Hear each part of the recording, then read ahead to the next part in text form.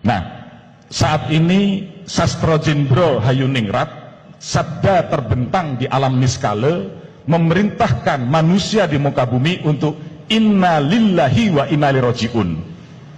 Semua berasal dari Allah, kembali kepada Allah. Sangkan paraning dumadi, kembali ke wiwitan, kembali kepada leluhur. Dan itu semangat Mi'raj Rasulullah ketika menapaki langit Sabtuju, dijaga oleh para leluhur Muhammad Rasulullah, yaitu Nabi Adam, Nabi Isa, Nabi Yusuf, Nabi Idris, Nabi Harun, Musa, dan sampai Ibrahim.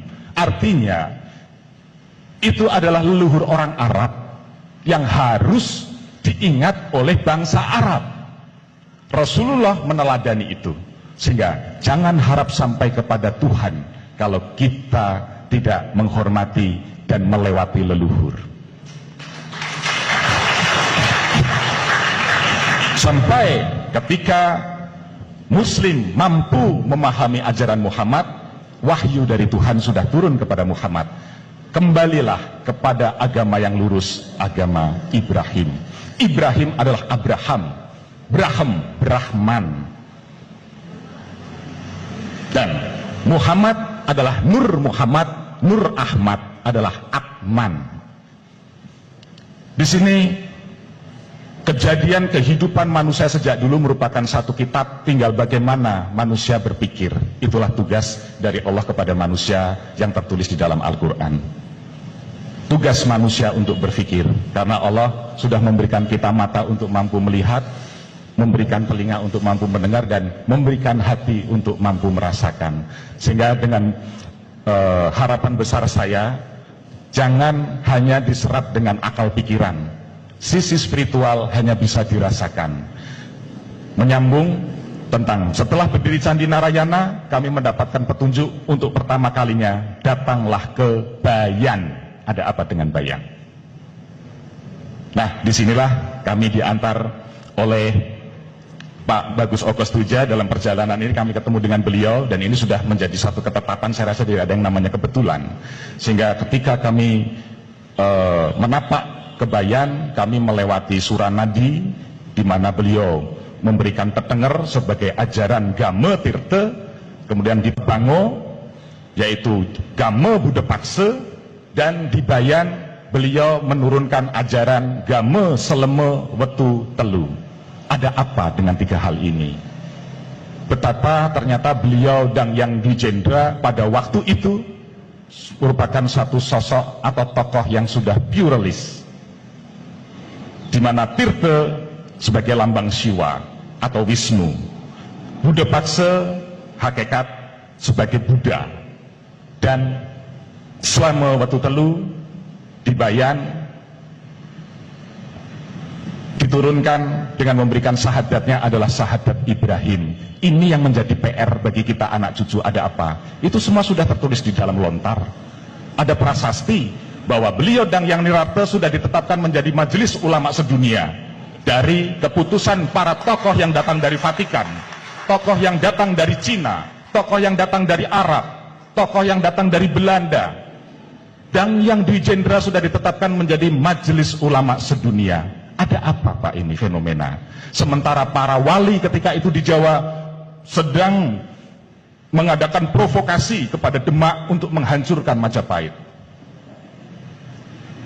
Dan ini dimensi spiritual. Baru saja tadi saya ke Bayan dengan Pak Oge, mendapatkan jawaban saya. Karena saya sedang melacak. Karena Kanjeng Sunan Kalijogo diam-diam ke Bayan Pak, sampai memutari pelabuhan Bayan itu 3 kali selama 3 tahun. Sekali setahun, di situ muncul suluk Mani. Kedua kalinya muncul suluk Maot. Ketiga kalinya muncul suluk Budiman. Ternyata kesempurnaan ilmunya beliau setelah beliau mendatangi Bayan. Ada apa Pak dengan Bayan?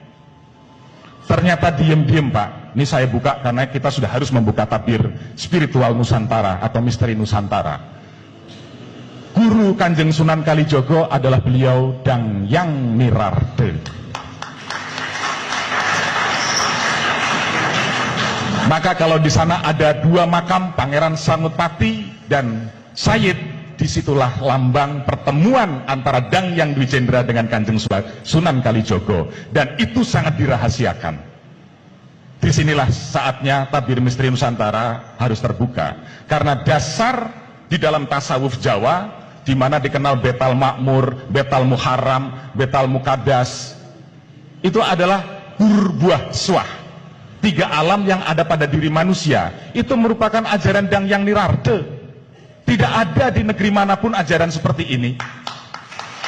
Betal Makmur yang dikatakan cipta, alam cipta. Di dalam kepala ada otak, di dalam otak ada manik, di dalam manik ada budi, di dalam budi ada nafsu, di dalam nafsu ada sukma, di dalam sukma ada rasa, di dalam rasa ada ingsun. Pencapaian rasa ingsun yang harus dicapai, Pak. Di alam rasa juga demikian, sehingga masing-masing ini yang dikatakan ada 7 unsur yang dikatakan nembusi bumi sapitu, langit sapitu. Ini yang harus menyatu. Kalau cipta rasa menyatu, maka karsa insya Allah akan baik, sehingga akan membuahkan karya yang baik. Tetapi kalau cipta berjalan sendiri tanpa rasa, jadinya carut marut seperti Nusantara seperti ini, karena hanya mendewakan akal. Saya juga anak sekolahan, Pak. Jadi selama berjalan ini ternyata tidak gampang saya membuang ilmu pengetahuan, karena semua harus kosong.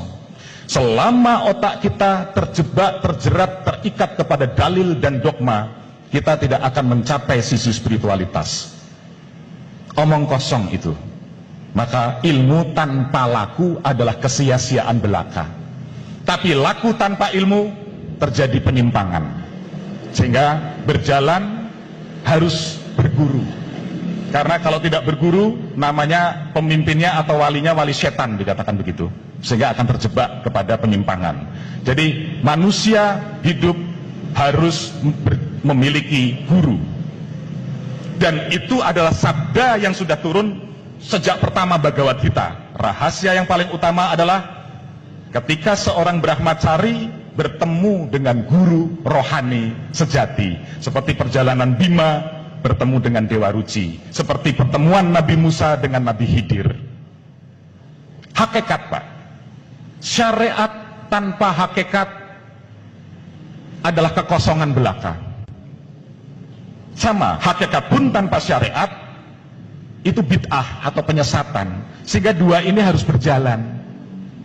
Disinilah konsep Siwa Buddha. Dua dat yang berbeda tetapi harus menyatu.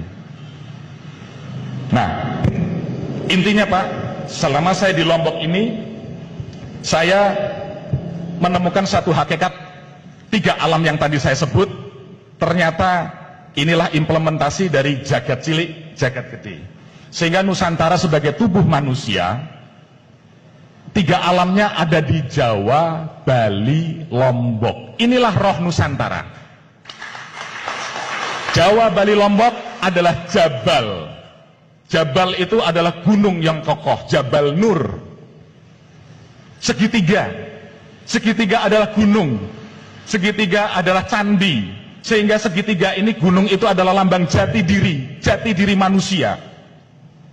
Sehingga ketika itu Nabi Musa pun ingin bertemu dengan Allah, pandanglah bukit itu.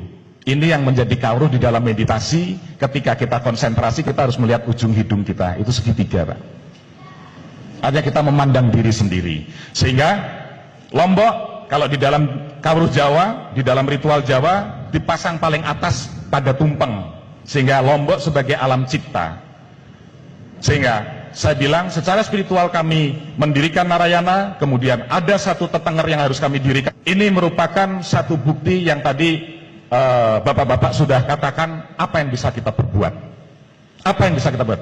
Jangan tanya apa yang bisa kau dapatkan dari negeri ini, dari Ibu Pertiwi, tapi tanyalah apa yang bisa kita berikan kepada Ibu Pertiwi. Disitulah konsep dharma, Pak. Disitulah konsep bakti. Setelah manusia memahami ilmu yang tinggi sekalipun, ujung-ujungnya adalah bakti.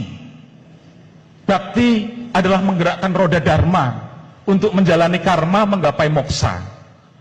Tanpa roda dharma ini bergerak, kita hanya menciptakan samsara. penderitaan yang berkepanjangan. Sehingga sebagai akhir kata, karena waktu sudah habis, mungkin bisa dilanjutkan pertemuan-pertemuan berikutnya.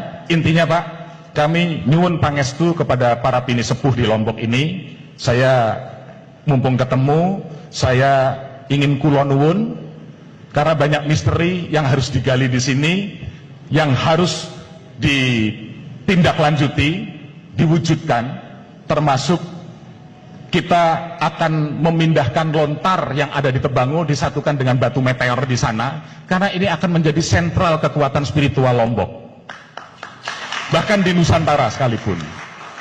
Maka cipta rasa yang kuat akan mampu menciptakan karsa yang baik, sehingga Bali dan Lombok tidak bisa lepas, karena Lombok sebagai lambang cipta, Bali sebagai lambang rasa, ini harus menyatu, yang harus masuk memberkati Jawa. Karena di Jawa sekarang sudah tidak ada budi, karena Jawa itu jadi memuja hawa sekarang. Maka kami yang datang dari Jawa, kami butuh Lombok, kami butuh Bali untuk memberkati kami di sana. Dan kami harus secara jujur mengakui itu. Saya bersahadat, saya mengakui, walaupun yang saya baca adalah syahadat dari Arab, tapi saya harus mengakui siwa Buddha. Karena hakikat Mataram yang apa saya baca di sini adalah Mataruman, yaitu ada kaitan dengan taruman negara. Inilah yang digadang-gadang. Karena suku Sasak di sini adalah Sasaka sebagai tonggak yang akan harus bertemu dengan Barat. Maka Bang Wetan harus bangkit bertemu dengan Bang Kulon, yaitu Sunda Wiwitan Sasaka Purwawisesa.